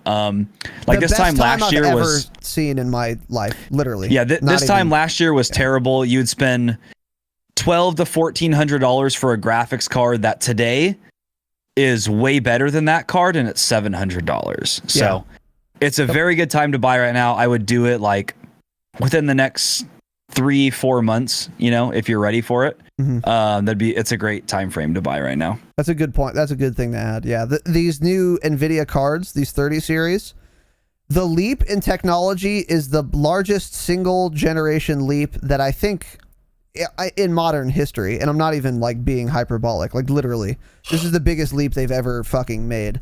Yeah. And everything is like half the price as the same generation of last year. It's actually crazy how like good of a time and how cheap and how good the tech is right now. So yeah, 1,000%. Jake, where can we find you, brother? You can find me on Twitch at twitch.tv/JakeDown, on Twitter at JakeDownTTV. And those are both one word, right? Correct. Okay, cool. You want to do some Warzone with us, brother? For sure, let's do it. All right, bet. So, Jake, thank you for joining us this evening. I hope you had fun. It was interesting picking your brain. There were a lot of your answers were about expected. A lot of them were actually unexpected, though. Were you surprised by some of these answers, Tanner? I mean, for the most part, he pretty much said what I was expecting. I mean, he knows PC gaming is better, Yeah, no, but like not missing aim assist at all was surprising to me. I thought it was going to be more like, I kind of miss it, but it's worth it or whatever, But he was just like, I don't even miss it, which is like surprising. But it does make sense because, as we talked about, he's not average; he's above average. So, yeah, that makes sense. But nonetheless, it was very edifying. I enjoyed it. Tanner enjoyed it as well, I think, and the listeners will enjoy it quite a bit. There's a lot to learn here, especially if you're thinking about going from console to PC. So, thank you for taking the time, brother. That is, again, twitter.com/JakeDownTTV, JakeDownTTV, all one word. Twitch.tv/JakeDown, JakeDown. Give your boy a follow. Make sure you thank him for being on this edition, the special episode 69, Going Down with JakeDown. That was very enlightening and insightful. And he is also, of course, in the Discord, which you should join. Join the fucking Discord. He's an officer here. Jake has fucked with us for a long time, and we appreciate it. And now, let's wrap this bitch up. Next, we're gonna do real quick iTunes reviews. If you leave a 5-star review on iTunes, you can write whatever you want, and I'll read it. Except tonight, this person. His name is all emojis, not deciphering it. The title of this review is Please Read All of This. No. Because the review is like this fucking actual story. It's like a Shel Silverstein read a book short story, which I'm not reading all of. I'll read the start of it, and then I'm done. Because not only am I not reading it out loud to all of you guys, I also didn't even read the whole thing myself. Because I'm busy, and I'm not doing this. Some might say I'm a busy bee, that joke will make sense in a second. According to all known laws of aviation, there is no way a bee should be able to fly. This is actually true. It's very weird. We can't explain this with like physics. Its wings are too small to get its fat little body off the ground. The bee, of course, flies anyway because bees don't care what humans think is impossible. Now, that's like That's like 5% of this story, which I will not be reading to you. So I don't know what the moral of this parable is. Emoji name, and also don't care. But thank you for the analytics, you stupid bitch. I appreciate it. And sorry I didn't read all of your review. Make it shorter next time. And that is that. Anything to add, TDS? No, dude, I think we're good. All right, let's fucking game. Tanner, go live now. I'm already live. And I'm going to wrap this bitch up. The best way to support us, besides merely listening, is joining our Patreon. 4 bonus episodes per month, weekly hangouts, and more. Patreon.com/thedropshot. $5, 4 bonus episodes a month. We have other goodies. If you're into that, see the website for details. But that is absolutely the best way to support us, besides, of course, just listening. Patreon.com/thedropshot. Remember to follow me on Twitter at Razinon, twitch.tv/Razinon, Instagram, RazinontTV. We plugged Jake all up, and Jake's links will also, of course, be in the show notes, along with his NVIDIA filter settings, so go ahead and jot those down for me, because I'm actually going to apply them right the fuck now. Tanner, where can we find you? Twitch.tv/Tanner Dropshot, Twitter.com, Tanner Dropshot. Great. If you have Amazon Prime, link it to your Twitch account. Go to Tanner's channel, if he's here next week, and oh, wow. and give Tanner a Twitch Prime sub. If your accounts are linked, you get a free sub every month. It gives the streamer money at no cost to you, because you've already paid for it with the price of your Amazon Prime subscription. Rate us 5 stars on iTunes. That helps a lot. And if you want to write a review, I'll read it, unless it's too long, unless it's a Shel Silverstein, Dr. Seuss fucking book. But otherwise, I'll read it if it's 5 stars and you write a thing, whatever you want. YouTube.com/Razinon. I'm dummy close to getting monetized, but I'm not there yet. So it costs you nothing and it gives me money. So here's what you do. YouTube.com/Razinon, smash the subscribe button. It's free, takes you literally 15 seconds max. Maybe if you have dial up, 30 seconds. Not hard, doesn't cost you anything. Do it. You don't even have to watch the videos, dude. You should, because we have full episodes of the podcast with video. We also have clips for you to share with your dumb shit friends, and we have gameplay breakdowns, which we're going to be resurrecting in like a couple weeks, which have been an absolute hit. And you can only see those, of course, on the youtube.com/Razinon. We also have 2 merch stores. Lemur Party is the second female to rep some Dropshot merch. She's inked the fuck up too. I'm going to share those on social media, which will entice all of you to buy because you're virgins. And if you see girls in merch, you'll buy it because you're virgins, right? So I don't know Lemur bought merch. Let's fucking she go. did, yeah. I'll send you the images. She said all rights are yours now. So I will use these as promotional tools for you virgins, you virgin nerd gamers, to buy the merch. And by the way, the merch is fire. It's great merch, high quality. You can rep your favorite podcast. You can put it on a sweatshirt, a t-shirt, a tank top, a hat, a duffel bag, a beanie, a bandana for your dog, a bandana for yourself, so that you don't get COVID-19 like President Donald J. Trump, and more. So go peep those links. There are 2 merch stores. Of course, join the fucking Discord. It is as thriving as it has ever been. And last but certainly not least, special thank you to our Damascus patrons. Patreon's been having a day today, so it's actually not going to load. So, hey, if you're a Damascus patron, get scammed. Thank you. I appreciate all of you.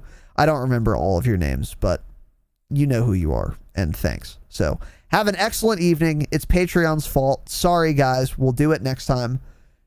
Email Patreon's customer support because their website is being shit, and it has been all day. We're going to go game with TDS and Mr. JakeDown. Have an excellent evening, boys, and as always, of course, remember, stay humble. Stay humble. Thanks for watching this episode of the Dropshot, a Call of Duty podcast. Be sure to like and subscribe because in addition to full episodes like this, we've also got clips from the show, as well as gameplay breakdowns and more on the channel. The show is streamed live on twitch.tv/Razinon every Wednesday and Saturday at 7 p.m. Pacific time. So give us a follow over there, make sure to turn on notifications, and you can chat with us live during the podcast. And of course, we are available wherever you listen to podcasts. Just search for the Dropshot on your favorite podcast app and make sure to give us a follow. Thanks for watching, guys. We'll see you next time, and as always, remember, stay humble.